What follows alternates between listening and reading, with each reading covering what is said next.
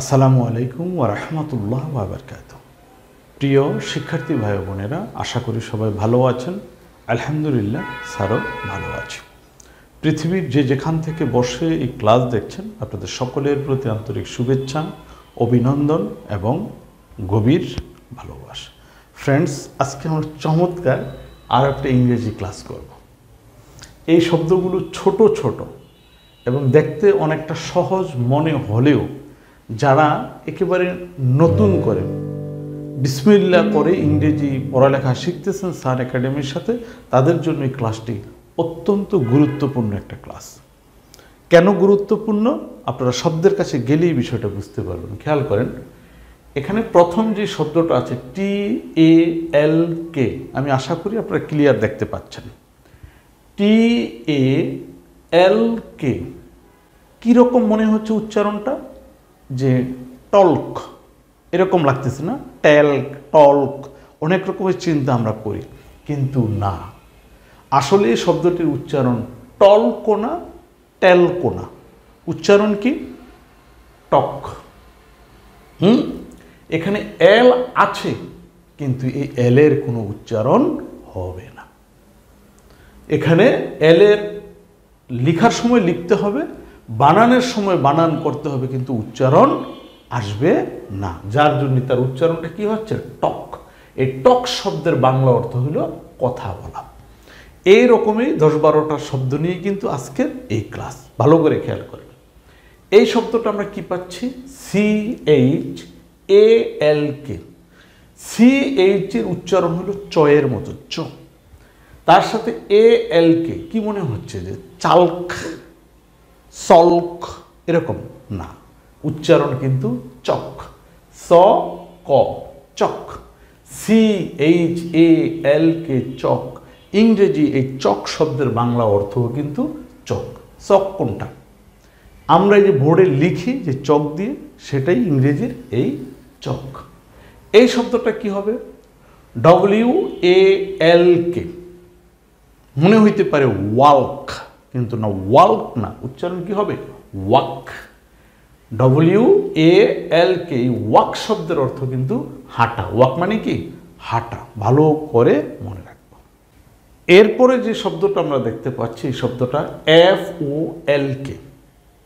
এখানেও এল আছে, উচ্চারণ হবে না। তাহলে উচ্চারণটা কি হবে? মনে হচ্ছে হয় ফল্ক, কিন্তু না, ফল্ক না, কথাটা হচ্ছে ফোক। FOLK, উচ্চারণ কি হবে? ফোক। এই ফোক শব্দের অর্থ হইল লোক। লোক বুঝি কিছু? লোকজ বা লোক মানে হচ্ছে জনসাধারণের বিষয় যা। যেমন আমরা লোকসঙ্গীত শুনি, বিভিন্ন প্রকার সঙ্গীতের মধ্যে বা গানের মধ্যে একটা কি? লোকসঙ্গীত, মানে সর্বসাধারণের যে গান, সেটাই কি? লোকসঙ্গীত। তো এই ফোক শব্দের অর্থ হইল সেই লোক, আর ফোক সং মানে হচ্ছে লোক সঙ্গীত। এটা কি? BALK। মনে হয় বাল্ক, কিন্তু না, বাল্ক না, কথা কিন্তু হচ্ছে বাক। BALK, বাক। বাক শব্দের অর্থ হলো কড়িকাঠ, অর্থাৎ কড়িকাঠ জাতীয় বা কাঠ জাতীয় কোনো বড় যে বস্তু, সেটাই হচ্ছে কি? বাক। BALK, বাক। এই বাক মানে কি? কড়িকাঠ। এখানে প্রত্যেকটা শব্দের ইংরেজি বানানের পাশাপাশি বাংলা উচ্চারণ কিন্তু লেখা আছে, তার পাশে তার বাংলা অর্থ লেখা আছে। আমরা সর্বোচ্চ ভালোভাবে মনে রাখার জন্য প্রত্যেকটা শব্দকে সুন্দর করে ইংরেজি বানান শিখব, তার উচ্চারণ শিখব এবং অর্থগুলো ভালো করে মনে রাখব। আর এই রকম অসংখ্য ইংরেজি শব্দের বানান বা উচ্চারণ সঠিকভাবে বোঝার জন্য, শেখার জন্য আপনি শুরু থেকে ইংরেজি শিখতে হলে আমাদের এই বেসিক ইংলিশ বইটি সংগ্রহ করতে পারেন। এই বইয়ের প্রত্যেক পৃষ্ঠার সাথে স্যারের করা ভিডিও টিউটোরিয়াল নিয়ে বই সংগ্রহ করে আপনি ঘরে বসে একদম শুরু থেকে সুন্দর করে ইংরেজি শিখতে পারেন। আর যাদের বড় বড় ইংরেজিতে সমস্যা, ছোটোখাটো ইংরেজিতে কোনো সমস্যা নেই, বড় ইংরেজিতে সমস্যা, তারা এই বইটি প্রাইমারি ইংলিশ, এই বইটি সংগ্রহ করে বড় বড় ইংরেজি শব্দ কিভাবে মিলিয়ে পড়া যায় তারা এই বইটি সংগ্রহ করতে পারেন। এটারও প্রত্যেক পৃষ্ঠার সাথে ভিডিও টিউটোরিয়াল আছে।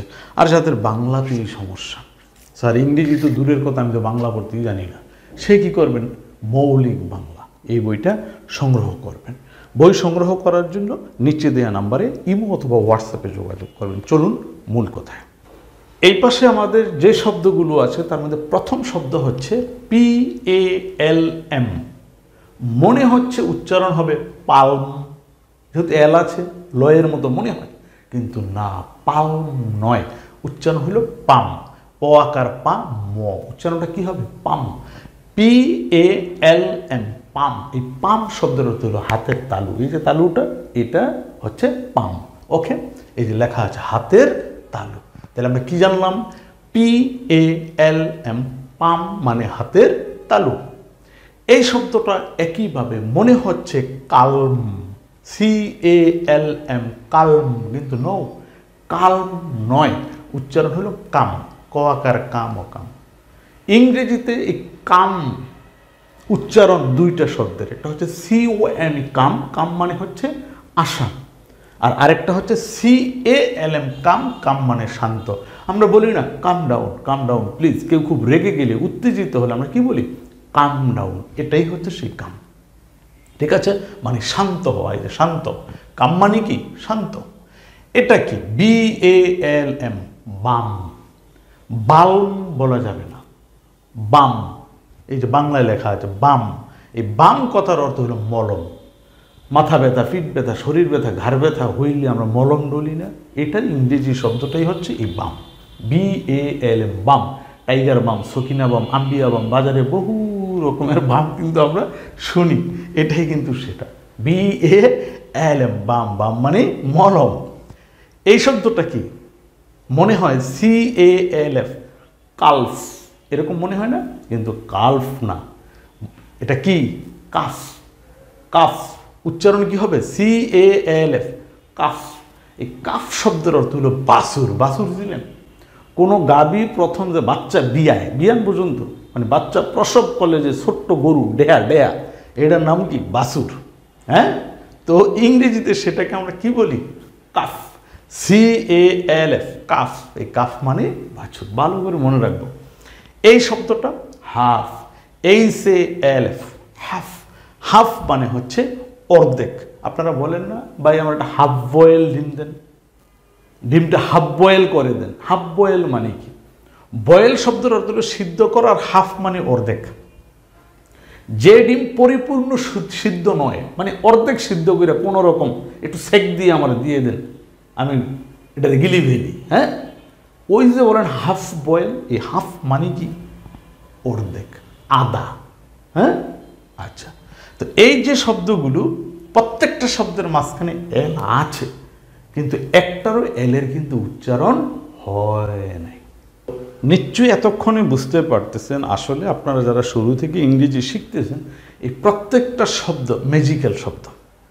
প্রত্যেকটা শব্দের মাঝখানে টুইস্ট আছে।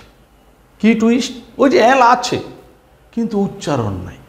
এল সহ মিলাইতে গেলে উচ্চারণ কেমন যেন আরেক রকম হয়ে যায়, আর এল সাইলেন্স করে মিলালে সঠিক উচ্চারণটা পাওয়া যায়। তাহলে প্রত্যেকটা শব্দ ইম্পর্টেন্ট, প্রত্যেকটা শব্দের মাঝখানে মজা আছে, তাই না? আমরা এই জিনিসগুলোকে ভালো করে মনে রাখার জন্য প্রত্যেকটা শব্দকে খাতায় কয়েকবার করে লিখবেন, পড়বেন, লিখবেন, পড়বেন, লিখবেন, পড়বেন। লিখে পড়ে সুন্দর করে আয়ত্ত করে নেবেন, যেন জীবনের কোনো দিনই শব্দটা ব্রেন থেকে হারিয়ে না যায়। ওকে ফ্রেন্ড, তো সবাই ভালো থাকেন, সুস্থ থাকেন, সুন্দর থাকেন। ক্লাস যদি একটু ভালো লেগে থাকে অবশ্যই লাইক, আপনাদের কোনো বুদ্ধি পরামর্শ যদি থাকে কমেন্ট, আর স্যারের চ্যানেলে একেবারে নতুন হয়ে থাকলে অবশ্যই চ্যানেলটি সাবস্ক্রাইব করে পাশে থাকা বেল বাটন বাজিয়ে দেবেন, যেন স্যারের ক্লাস সবার আগে আপনার কাছে চলে যায়। সবার প্রতি শুভকামনা রেখে আজকের ক্লাস এখানেই শেষ করছি। আসসালামু আলাইকুম ওয়া রাহমাতুল্লাহ।